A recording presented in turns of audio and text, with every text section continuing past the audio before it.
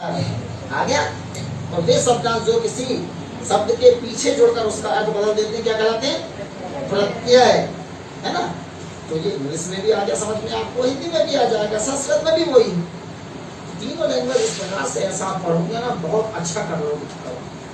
ठीक है, बहुत। आप देखो, सुन लो पहले एक बार प्रश्न, आप बताना, आप तो खुद बताओ। अत्र, यहाँ, तत्र, कुत्र, सर्वत्र, उपरि, अधः, पुरतः, पश्चातः, दक्षिणतः, वामतः। याद हो गया? ये दिक्कत है, ऐसे खेल खेलने बिल्कुल प्रत्यय ही याद, ये सब याद करा देता हूँ बच्चों को। अब जैसे लकार की इसमें चर्चा किया, तो लकार कितने होते हैं बताया था आपको मैंने, 11। वेद में एक लकार प्रयुक्त होता है, लेट लकार।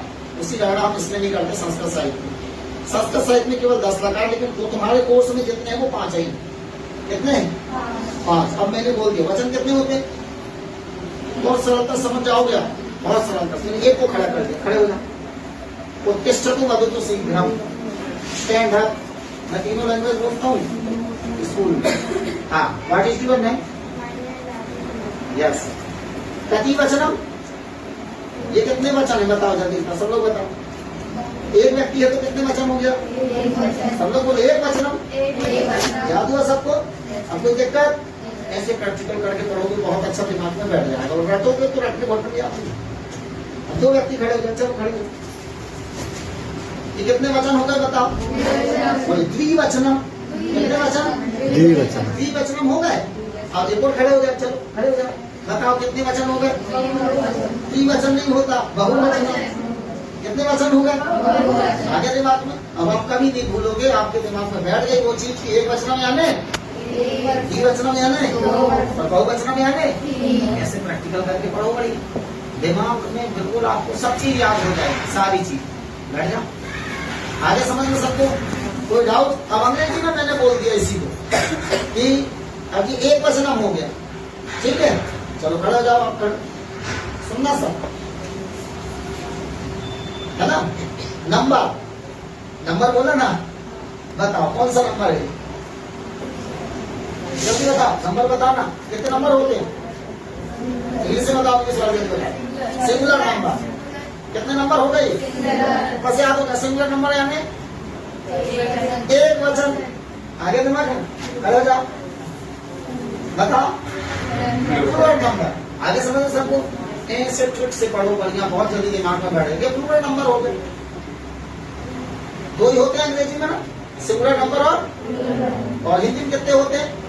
3 होते हैं। संस्कृत में कितने होते हैं? 3 होते हैं, पक्का देखना होगा कितने होते हैं, सिंगुलर नंबर और प्लूरल नंबर। अब ऐसे ही मैंने बोल दिया आपका जेंडर। जेंडर कितने होते हैं? जल्दी बताओ, जेंडर कितने होते हैं? फेमिनाइन जेंडर और मैस्कुलाइन जेंडर और कॉमन जेंडर भी होते हैं। यस। हाँ, कितने जेंडर होते हैं इंग्लिश वाले बताएंगे, इंग्लिश मीडियम वाले? 3 ही होते हैं। और ऐसे संस्कृत में 3 होते हैं, बोलने के स्त्रीलिंग और नपुंसकलिंग होते हैं ना। अब हम लोग, ये लोग कौन है जल्दी बताओ? पुरुष वर्ग, जैसे पुरुष जाति का बोध होता है वो क्या है? पुल्लिंग। क्या है वो? पुल्लिंग। तो कौन सा जेंडर? कौन सा जेंडर बताओ? जेंडर की मैस्कुलाइन जेंडर। आगे समझ में? अब जैसे स्त्री जाति का बोध हो गया, वो क्या?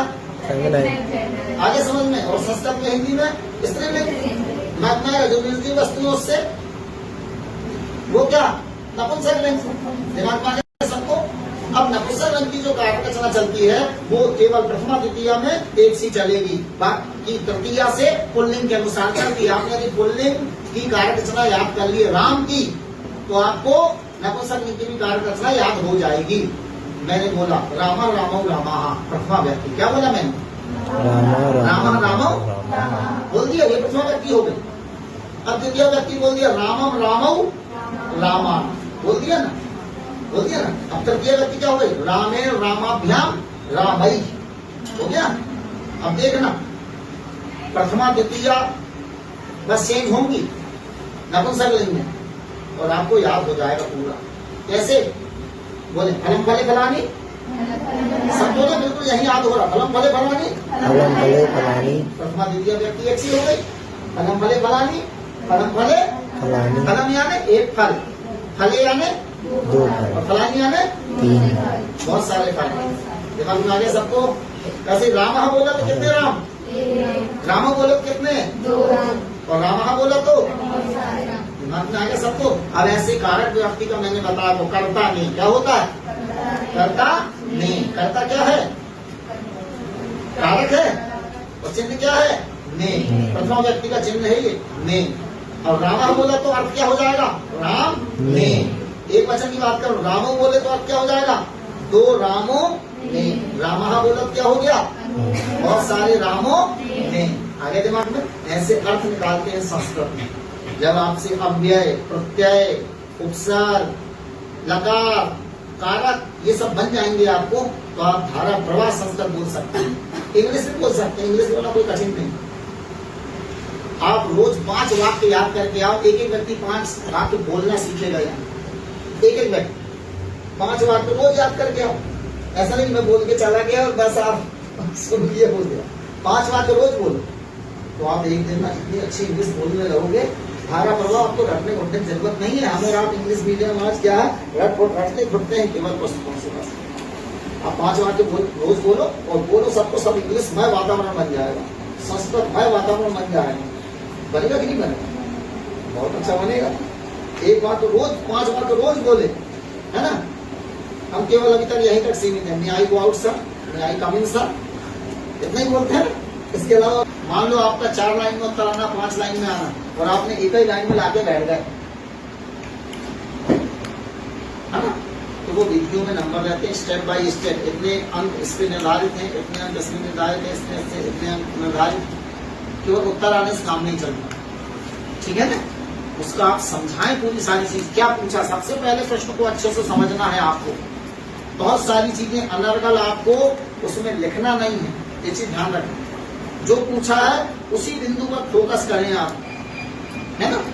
बाकी बहुत सारी चीजें नहीं तो अपन मन से दे देते हैं, मन से भर देते हैं पेपर। अरे नहीं और लिख देता हूँ, और अच्छा पन्ना लिखा हुआ, 2 पन्ने 3 पन्ने रहेंगे और ज्यादा नंबर मिलेंगे, ऐसा नहीं। कम चीजें लिखें, अच्छा लिखें, सटीक लिखें, सार गर्भित होना चाहिए सब चीज, तो आपको उसमें नंबर बहुत अच्छे मिलेंगे। और राइटिंग बिल्कुल साफ सुथरी होना।